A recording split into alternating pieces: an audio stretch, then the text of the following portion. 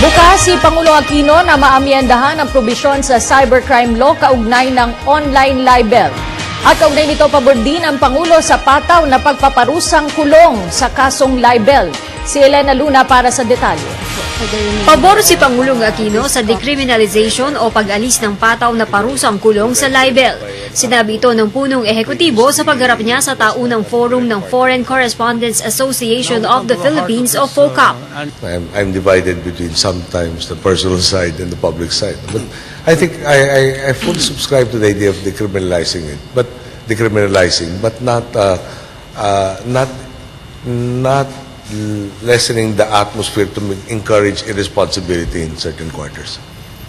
Ayon rin sa Pangulo, wala siyang pagtutol sa pag-amyenda sa Cybercrime Law o ang Cybercrime Prevention Act of 2012. Isa sa kontrobersyal na probisyon nito ang online libel. Dahil dito at sa iba pang probisyon ng batas, 15 petisyon ang inihain sa Korte Suprema ng iba't ibang grupo. The IRR, the implementing rules and regulations have to be crafted.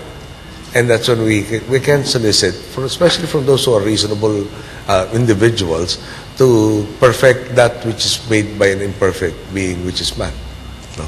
So we are open to having amendments to it. The executive's function is to enforce the law. No? We cannot choose not to enforce a law that is existing. Umiiral ngayon ang TRO o Temporary Restraining Order sa pagpapatupad ng cybercrime law sa utos ng Korte Suprema. Para sa Telebisyon ng Bayan, Elena Luna.